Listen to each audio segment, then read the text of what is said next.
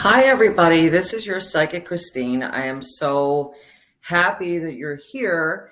And I am, I guess, coming at you from the West Coast. Right now, I am in the Bay Area. And I have set up my second shop over here. But I will have you know that my psychic sister Cindy is in Philadelphia taking care of my shop over there. And she is very accurate and does an amazing job.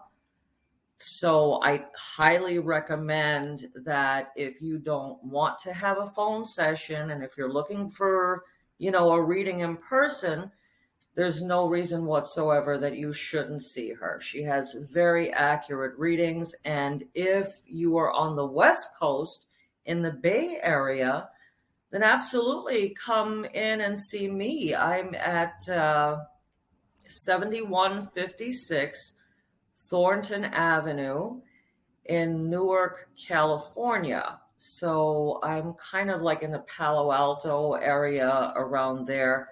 So, yeah, I have not uploaded a podcast for the longest time. And that's because setting up shop cross country takes time to get yourself situated. But I'll tell you what, I really miss seeing everybody over there, and I miss my little shop. And I will be going back and forth from here to there. And I have been doing this for years, going from East to West Coast, and I figured that it would be smart to just set up shop on this side instead of, making it hard on myself. So it was the right thing to do, but I haven't been back on this side since COVID.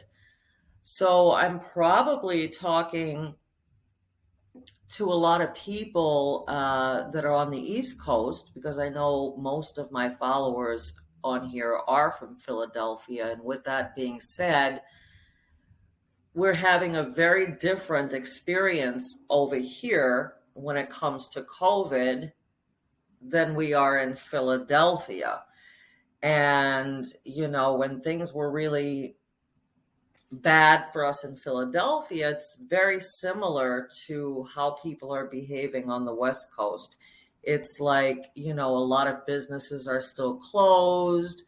A lot of people are still working from home, stuff like that. And I think that in some cases, it's actually mandatory to be wearing a mask. So they're taking a little longer on this side to kind of get past all the COVID stuff. So it's still very much in effect on this side. So I thought that was a little, because I was expecting that I would be able to call people, and because I'm in the middle of opening up a business, there's places that you want to go and buy stuff and do certain things. And I was not able. But yeah, generally a lot of stores and stuff are open. But a lot of people, like I said, are working from home. That's still happening. And I know that in Philadelphia it's not the same. And people are just choosing to work from home, which is cool, So that's okay. I'm glad that people are growing. A lot of people grew from the experience of COVID and found that they'd like to change their lives. So, that's just kind of like proof of the pudding of a lot of things that we talk about and a lot of things that you've seen in your own life experience. That when things are going great, we usually never learn a darn thing when things are going really, really good for us. Now, there could be, multiple reasons as to why things aren't going good for us. It could be something that, we might be self-sabotaging without even realizing it. That's one of the reasons that things could not be going well. Maybe there's something that we're supposed to do, or something we're supposed to learn, or something that we're supposed to overcome. And we are resisting, and a lot of us resist doing the stuff that we're supposed to do because we're afraid. And I have realized that a lot of people are living in fear and always end up making a lot of fear-based decisions. And what happens is when you start making all of your decisions fear-based, and not following your passions because you're afraid it's not going to work or blah, blah, blah, whatever the case may be, what ends up happening is you are in survival mode. And you're not expected to have success when you are in survival mode, okay? You're not thriving, you're surviving. So the objective of fear-based decisions and survival mode is to pretty much, keep your head above water. For like you're always right on the line, like working really hard to keep your head above water. Now that can apply to multiple fronts of our lives. For example, like love. So many women and some men, there are men that do this too. It's not a woman thing, but the reason that I talk more about women than men is because most of the people that I see are women. About, I don't know, 80-90% are women. And my business, that's the audience that I cater to. But, a lot of women, and like I said, some men feel that they need to prove themselves in a relationship, prove themselves worthy of being in a relationship. Basically, the relationship turns into like a job, and you're looking for a promotion. Because that would be the same type of thing that we would be doing in a job if we were looking to get promoted. We would really, really, really put ourselves out there, going above and beyond the call of duty, and basically not being ourselves and going the double, triple, quadruple extra mile. So with that being said, after we do that and we reach a point of feeling deserving, then we find ourselves in a position that we have given so much more investment into this relationship, much more than our partner. And then we end up becoming resentful. And then, you're going to want that other person to be working really hard to prove themselves to you. Now look at the vicious circle we just started. And I do want to remind you that anything that starts, that the base of whatever it is that we start is coming from a dark or negative or fearful place, won't work. Okay? Good things don't come out of negative things that we do and problems that we make for ourselves without even realizing. So how did we end up slipping into this, doing this kind of thing anyway? Well, it happened because we were afraid to be alone. So this is why we worked double, triple, quadruple, just to help a relationship stick together and work and do whatever we can to compensate for whatever the other person's responsibilities are, because we have a fear of being alone. And also, what ends up happening under these circumstances is you might end up with someone that you see a lot of red flags in the person, and you ignore all of these red flags because you don't want to be alone. You have a fear of being alone. You have a fear of abandonment. Okay, so where does that all stem from? Why are we so afraid all the time? Okay, and I don't like to be like a parent basher. Sometimes in some cases, well, it really depends on the person. There are some people that are rough and tumble, and we can, be resilient and bounce back from all of that craziness that might have gone on through childhood. But what can happen is if you didn't get enough attention growing up, it could stem from that, where you felt that you had to jump hoops in order to get some attention from your parents, like win awards or excel in something and blah blah blah. Not to say that there's anything wrong in getting awards and excelling in something and making a success of yourself, but why? Your why is important. Did you do it because it's what you wanted to do? Did you do it because it was something that you were actually passionate about? Or did you do it to get some attention and recognition or acceptance? So this is the kind of stuff that you just got to start thinking about. So this is doing some self-examination, asking yourself some loaded questions.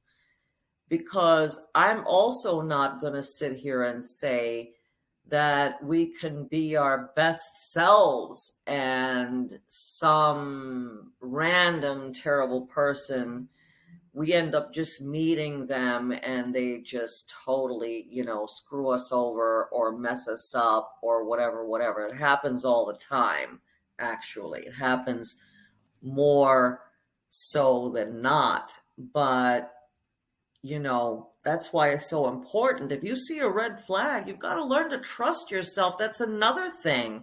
Trusting yourself. How many of my viewers or listeners here are always second guessing themselves? Why do you second guess yourself? That's another question. Why do I not trust my own judgment? Think about it. Is it because you've made too many mistakes in the past? Is it because when you were young that someone may have told you, what you want to do and what you're feeling or your conclusion about something isn't right? And I have more knowledge and I have more life experience and I have more wisdom. So whatever it is that you're thinking, feeling, or whatever is inaccurate. So if you hear that enough times, and from someone that you love and respect, the messenger matters. If it's someone you love and respect, like your mother or your father, you're going to take that kind of criticism to heart. But it's supposed to be, the problem is also with the subconscious mind. It's supposed to be that kind of stuff. It's supposed to be constructive criticism. But the problem is that it's like a poor choice of words in trying to relay, meaning how the parent is relaying the message to us. They might not mean anything by it, but how we take it matters. And those are for the parents of the world that really care about their children. Um, and of course, we have those lovelies that are just child abusers and whatever. And a lot of the second guessing yourself and low self esteem and all that nice and good stuff uh, can come from abusive parents as well. And anyone who ever went through something like that knows that they're going through whatever they're going through because of it. And that doesn't mean you got to close the book on your future. The problem is, in those cases, we experience a lot of like negative intrusive thoughts, flashbacks, almost like a PTSD diagnosis. And you don't have to be a therapist to know that that's what you're going through. But the mind is a creature of habit. And if you keep doing that for so long or whatever, it's like, trying to quit smoking. It's tough, but it's doable. Okay. And you just need the right tools to get through it all and overcome it. I want to remind a lot of my viewers and listeners here that you don't have a terrible life. If that's what you're thinking, that is not the case. You might be having a terrible week, or a terrible few years, or a terrible day, but you're not having a terrible life. I'm sure that you can take some amazing experiences and reflect on those.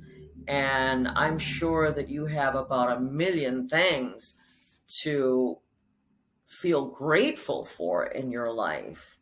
And that's an instruction I want to give to you now. What I'd like you to do is get some kind of crystal. I think the best for this instruction would be an obsidian stone, which is a bad energy blocker. And what you should do with that is every morning you should take this obsidian stone, place it in the palm of your right hand, and think about two things that you would like to see change in your life, and also two things that you are the most grateful for. Okay? And I'll bet when you get into that, you can do this for 9 days straight. Think about these two things that you want, and think about two things that you feel grateful for that you already do have in your life. Do it for 9 days and see how much you would improve as a result of that. Because what you're doing when you're doing that is manifesting. And you're putting out some amazing energy into the universe, good energy into the universe. And everything is energy and frequency. I think that if you really knew the truth, you would take a very different approach to life moving forward, at how much our lives are affected by energies and frequencies and balancing and all this spiritual stuff. But the issue is that we have a tendency of dismissing a lot of spiritual stuff because, we hear a lot in life that it's just a bunch of malarkey. And this is another reason why we end up living too much in our heads. Okay? We have to get out of our heads because, and I've said this many times, and if you listen to my podcast, you're going to know this. It's all about the mind, the body, and the spirit being harmonious with each other. So if we spend too much in the mind starts to go on overdrive while your spirit is becoming weaker and weaker because we're pulling that energy from the physical bodies, our physical bodies and our spirits. And the mind is taking away from there to do what it's doing. So like I said, we end up on overdrive and everything is kind of overthinking stuff. So that means that we're not doing stuff. We're just thinking about stuff. And the stuff that we're thinking about may start off positively, but because we're on overload, it starts to spin and spin and spin until it turns out very dark and negative. And when you find yourself in that mindset, guess what starts happening? We start manifesting negative toward ourselves. Okay? So this is a little talk about being more conscientious of ourselves. This is a talk about getting, taking away those layers to find out what is my truth? Why do I do the things that I do? Where did all of this begin? For example,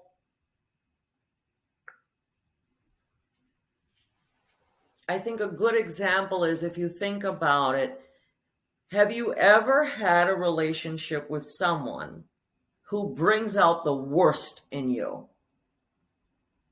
And only when you're with this specific person are you feeling terrible or becoming angry or becoming sad or whatever. And you're finding that you're only feeling that when you're around this person. Okay? And what that means is that this person, like I said, brings out the worst in you, turns you into something that you're really not. So this is why it's so important for you to separate yourself from people that are not making you feel good about yourself. Okay? Toxic people. Even when you see someone, for example, a friend, that is mistreating someone else, this is also darkness that you're picking up on. You're picking up on that energy too, okay? So it doesn't necessarily always have to be directed to you in order for you to receive those toxic energies, and it's starting to affect you and make you sad and make you upset. So a major key to happiness is surrounding yourself with good people. Now, I know that isn't really easy to find, but you'll find them. They're out there. And you should definitely be putting more of an effort into dealing with people that motivate you, that encourage you, that, instill hope. And you also need to consider how you might be affecting other people in your life. Make sure that you're not bringing out the worst in others. Another thing that I want to mention is your speech. you have to be very mindful because your words have also a tremendous amount of power. And you only want to speak of good things. You want to speak of love. You want to share joy. Don't give power to negative by talking about it a lot. Because if you do, you're only giving it more power. So again, this is all about self-examination and being more self-conscious or conscious of yourself and asking yourself these loaded questions. And I think that you are really innocent. I know a lot of people that come to me are, but that doesn't necessarily mean that they're not self-sabotaging or doing something wrong without realizing it. Okay? So if you feel that you want to have a one-on-one reading with me, then please don't hesitate to call or book an appointment. You can reach me at 855-70-TAROT. That's 855-70-TAROT.